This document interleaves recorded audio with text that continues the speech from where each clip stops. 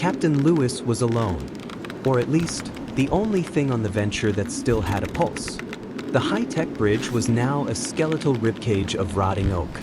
The GPS screens were gone, replaced by ancient, yellowed star charts that seemed to bleed ink. Sarah? Brandon? If you can hear this, I'm in the chart room. I found her notes.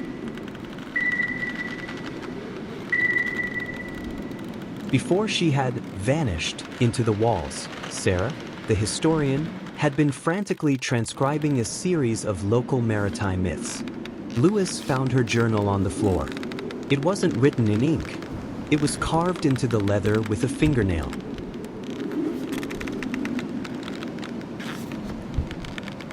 Lewis began to read. The myth didn't come from the Caribbean or the Atlantic. It predated the Vikings. It predated the Phoenicians. It spoke of the Aethel-Gard or the Tide-Stalker.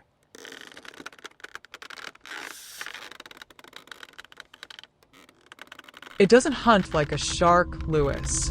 It doesn't destroy like a storm. It farms. It finds a ship with a strong will to survive and pulls it into a pocket of dead time. It lets the crew live over and over until their memories become part of the ocean's silt.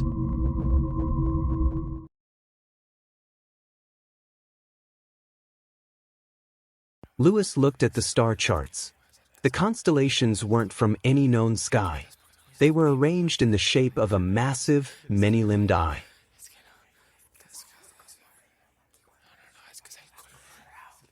The Tide-Stalker isn't a monster. It's a consciousness. It traps ships like the Mourning Star to use as bait. It waits for the next curious soul, the next salvage crew, to bring fresh technology, fresh blood, and fresh fear.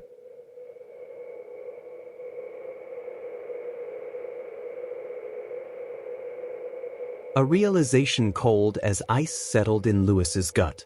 The Venture hadn't found the Mourning Star by accident.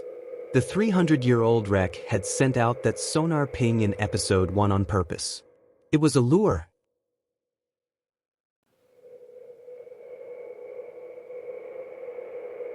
We are not the heroes of this story. We're the fertilizer. It's using our satellite tech to reach further, to find more ships.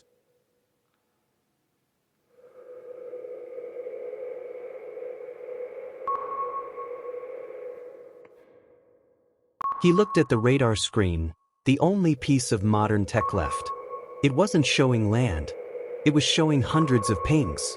A fleet of vanished ships, submarines from the Cold War, steamers from the 1800s, airplanes that disappeared over the Bermuda Triangle, all of them were circling the Venture.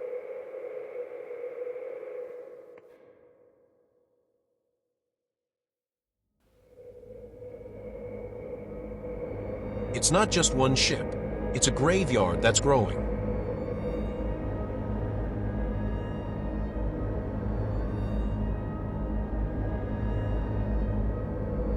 The ship lurched violently.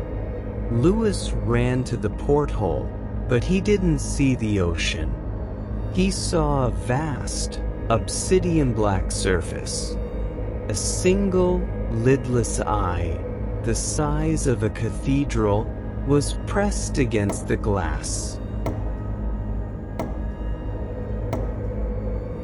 The Tide-Stalker said, "You are flavorful."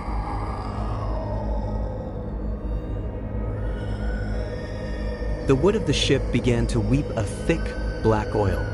From the shadows of the corners, the replacements of his crew began to step out. They weren't fighting him. They were setting the table. Andrew Replacement said,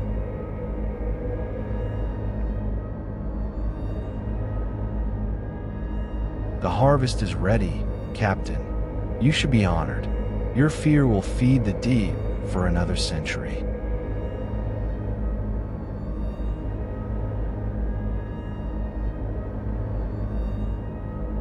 The chart room door vanished. In its place was a grand dining hall from the 1700s, filled with the ghosts of every ship the Tide-Stalker had ever claimed. They sat in silence, their eyes fixed on the empty chair at the head of the table.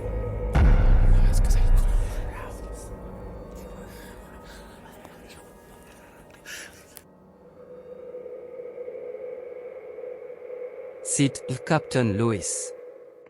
We have much to discuss before the moon turns red.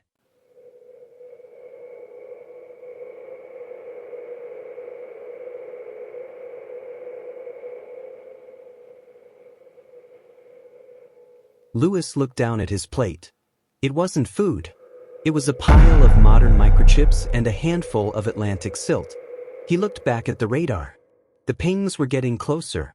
The Venture was about to send out a global signal, a siren song that would draw every rescue vessel in the Atlantic into the Devil's Latitude.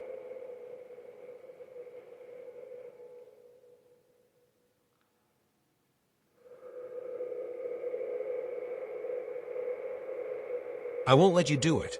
I'll sink this ship first.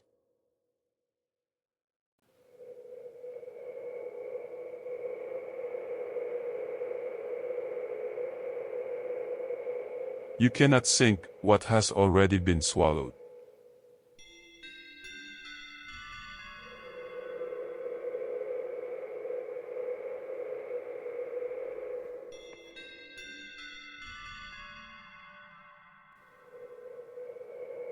The trap is fully sprung. The Venture is now the bait, and Captain Lewis is a guest of honor at a dinner that never ends. Can he break the cycle before the signal goes out? Hit the subscribe button and turn on notifications for Episode 7, The Go Signal, where a voice from the future warns him of the ultimate danger, the Red Moon.